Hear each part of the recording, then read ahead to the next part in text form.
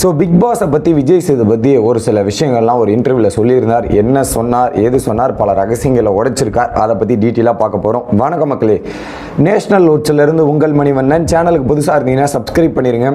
Video பார்க்குற அனைத்து நல்ல உள்ளவங்களும் மறக்காமல் லைக்கை போட்டு வீடியோ பார்க்குமாறு கேட்டுக்கொள்கிறேன். நீங்கள் போடுற ஒவ்வொரு லைக்குமே நமக்கு ரொம்ப ரொம்ப யூஸ்ஃபுல்லாக இருக்கும். மறக்காமல் போட்டுருங்க கைஸ். ஓகே, ஸோ என்ன சொல்ல வராருன்னு பார்த்தீங்கன்னா, இந்த பிக் பாஸ்ன்றது ஒரு மிகப்பெரிய எனக்கு உதவியாக இருக்குது.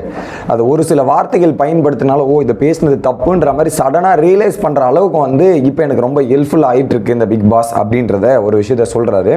அதில் குறிப்பாக இந்த பிக் பாஸ் பண்ணலாமா வேணாமா அப்படின்ற ஏகப்பட்ட குழப்பத்தோடு தான் இருந்தாராம்.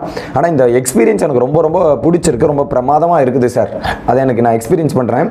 பட் பிரதீப் மில்ராய்னு இருக்கார் இல்லையா, அவர் தான் விஜய் சேதுபதியை போய் அப்ரோச் பண்ணியிருக்கார். அப்ரோச் பண்ணும்போது எனக்கு இந்த ஷோ வேணாம் சார், இன்னொருத்தர் பண்ணுறோம், அது நான் எப்படி எடுத்து பண்ண முடியும், அது எனக்கு செட் ஆகாதுன்ற மாதிரி ஃபஸ்ட்டே வந்து எனக்கு வாய்ப்பு வேண்டாம் அப்படின்றது தான் சொல்லியிருக்கார் விஜய் சேதுபதி. அக்ரியே பண்ணாத மோடில் தான் வச்சுருந்துருக்கார். அதுக்கப்புறம் அவர் வந்து இல்லை சார், உங்களுக்கும் நல்ல எக்ஸ்பீரியன்ஸாக இருக்கும், அனுபவமாக இருக்கும்ன்ற மாதிரி சொல்லி புரிய வச்சுருக்காங்க. அதுக்கப்புறம் நிறைய நெகோசியேஷன், நிறைய விஷயங்கள் நடந்ததுக்கப்புறம் தான் விஜய் சேதுபதி ஓகேவும் சொல்லியிருக்கார் இந்த பிக் பாஸ் ஷோக்கு. ஓகே, இது ஒரு பக்கம் பார்த்தீங்கன்னா அந்த கேள்விகள். ஸோ இந்த வீக்கெண்ட் எபிசோடில் நம்மலாம் எதிர்பார்க்கணும்ல, இந்த கேள்வி கேட்பாரா, அந்த கேள்வி கேட்பாரான்ற மாதிரி நம்ம பல விஷயங்கள் யோசிச்சுட்டு இருக்கோம். ஆக்சுவலாக அவர் 1.5 மணி நேரம் எபிசோடு பார்க்குறாருன்னு அந்த வீடியோவில் மென்ஷன் பண்ணியிருக்கார். பட் சில நேரங்களில் அது பார்ப்பதாக எனக்கு தெரியவில்லை ஐயா.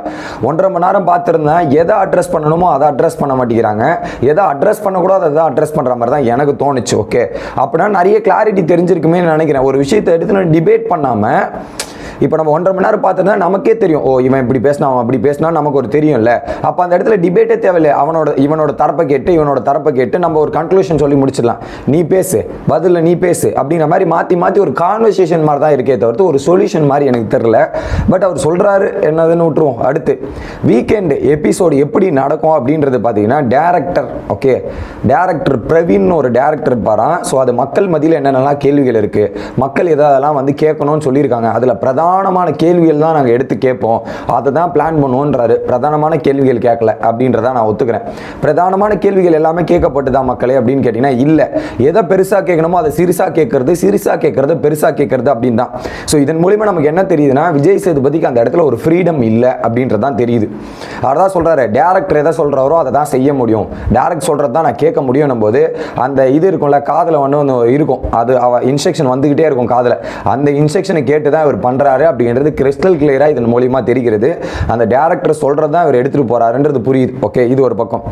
அதுலயும் குறிப்பா வந்து எனக்கு ஓட்டிங்கை பத்தியும் ரிவீல் பண்றாரு. என்னன்னா, எனக்குலாம் ரொம்ப வருத்தமாக இருந்தது சார். ரவீந்திரன் மாதிரி ஒரு கண்டஸ்டன்ஸ்லாம் வீட்டை விட்டு எலிமினேட் ஆகும்போது, சார் நான் கேட்டேன், இந்த மாதிரி அவர் என்ன பண்ணலாம், உள்ளே வச்சிருக்கலாமா, என்ன பண்ணலாம் சார் போது ஓட்டிங் காட்டுறாங்க, ஓட்டிங்கில் அவருக்கு ஓட்டே இல்லை, கடைசி இடத்துல தான் ஓட்டிங்கில் இருக்காரு, வேறு எதுவுமே பண்ண முடியாதுன்னா பண்ண முடியாது சார், இருக்கிற ஒரே வரி ஓட்டிங் படி தான் எலிமினேஷன் பண்ணோம் அப்படின்றதையுமே சொல்கிறாங்கன்னு சொல்கிறாங்க. இப்படி நடந்தால் பல அன்ஃபேர் எவிக்ஷன் நடந்திருக்கு. அது எப்படி பல அன்ஃபேர் எவிக்ஷன் நடக்காமல் இருந்தால் ஓகே, இதெல்லாம் நடந்த ஓட்டிங் படினா அது எப்படி அன்ஃபேர் எவிக்ஷன் நடக்கும்? லாஜிக்காக கேட்டால் அப்போது எல்லா டைமும் ஓட்டிங் படி நடக்கிறதில்ல. இதில் எனக்கு டவுட்டு, மெஜாரிட்டி ஆஃப் த டைமே ஓட்டிங் படி நடக்குதானே எனக்கு ஒரு டவுட் இருக்குது. ஆனால் அது ஆப்ஷன்ஸ் எடுக்கலாம். அவங்கள பொறுத்தவரையும் என்னென்னா, லீஸ்ட் வந்து ஒரு ஓட்டிங் டிஃபரன்ஸ் 1200 2000 மாதிரி டிஃபரன்ஸ் இருந்தால் அதை அவங்க சூஸ் பண்ண முடியும்.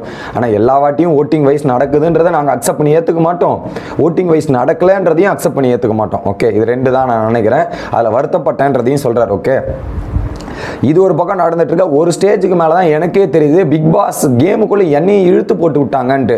ஸோ என்னன்னா, நான் வந்து ஹோஸ்டிங் அவங்க சொல்கிறத கேட்டு பண்ணிட்டு போயிடலான்னு பார்த்தேன். ஒரு பாயிண்ட்டுக்கு மேலே என்னையே போட்டு கேமில் அடின்னு அடிச்சிட்டு இருக்காங்க, என்னையும் ஒரு பக்கம் வந்து இழுத்து விட்டாங்க கேமில்.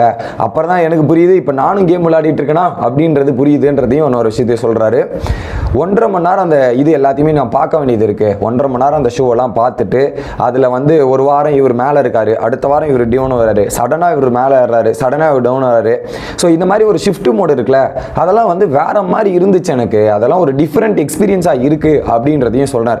அதுக்கப்புறம் நான் ஒரு ஒர்க் ஷாப்பில் போய் ஒரு 10 நாள் ஒரு எக்ஸ்பீரியன்ஸ் கற்றுக்கிறத விட இந்த இடத்துல ஒரு 100 நாள் எக்ஸ்பீரியன்ஸ் வந்து எனக்கு நல்ல பயனாக இருக்குது, எனக்கு நிறைய ஹெல்ப்ஃபுல்லாக இருக்குது, அது ஒரு பிரம்மாண்டமான எக்ஸ்பீரியன்ஸாக இருக்குது அப்படின்றது ஒரு இன்ட்ரெஸ்டிங்காக இருக்குன்ற மாதிரி பாராட்டி புகழ்றார் விஜய் சேதுபதி. அவர் உண்மையும் ஓட்டிங் எதையும் சொல்கிறாரு, என்னையும் கோத்து விட்டாங்கன்னு சொல்லிடுறாரு. ஃபைனலாக இந்த டாஸ்க் ஒவ்வொன்றுத்தையும் அவங்க கொடுத்து வாய்ப்பை கொடுத்து எக்ஸ்ப்ளோர் பண்ணுற ரீதி இருக்குல்ல, ஃபேமு பணத்தை தாண்டி அவங்க எக்ஸ்ப்ளோர் பண்ணி அவங்க கேம் விளையாடுற ரீதி இருக்குல்ல, அதெல்லாம் அவ்வளோ அருமையாக இருக்குது, வேறு மாதிரி இருக்குது, அது நினச்சா கூட பண்ண முடியாதுன்றதை சொல்கிறாரு. இந்த வாரம் லேபர் வெர்சஸ் மேனேஜர் டாஸ்க்லாம் போயிட்டு இருக்குன்றது நிறைய நோட் பண்ணி வச்சிருக்காருப்பா, நோட் பண்ணி வச்சிருக்காரு. லேபர் வெர்சஸ் மேனேஜர் தான் டாஸ்க், இன்னைக்கு டாப்பிக்கே அதுதான், வேறு எதுவுமே இல்லை. அதில் குறிப்பாக வந்து இன்ட்ரெஸ்டிங்காக போயிட்டு இருக்கு. ஏன்னா ஒரு வாரம் ஃப்ரெண்ட்ஷிப்பாக இருப்பாங்க, இப்போ அவங்களுக்கு எதிராக ப்ளே பண்ணும், அவங்களுக்குள்ள சண்டை வந்துடும், சண்டை வந்தது அது அடுத்த வாரம் போய் சேர்ந்துப்பாங்க. இந்த மாதிரி நிறைய ஷிஃப்ட் மோட்லாம் பார்க்கறது கொஞ்சம் இன்ட்ரெஸ்டிங்காக இருக்குன்றதை சொல்கிறாரு. அதுக்கப்புறம் ஆச்சரியமான ஃபீலிங்காக இருக்குன்றதை சொல்லிட்டு அந்த மஞ்சு வாரியர்லாம் நேற்று உள்ளே போனாங்கல்ல, ஸோ ஆக்சுவலாக வந்து அவங்க வியாழக்கிழமை உள்ளே போனது நமக்கு டெலிகாஸ்ட் வெள்ளிக்கிழமை தான் ஒரு எபிசோடில் இன்டர்வியூ கொடுத்துருக்கார். இதுதான் அவர் சொல்லியிருக்கார். அதில் எனக்கு தெரிஞ்சு ஒர்க்கர் வெர்சஸ் லேபரில் இன்னைக்கு டாபிக் ஹெவியாக இருக்க போகுதுன்றது அந்த இன்டர்வியூ மூலியமாகவும் தெரியுது.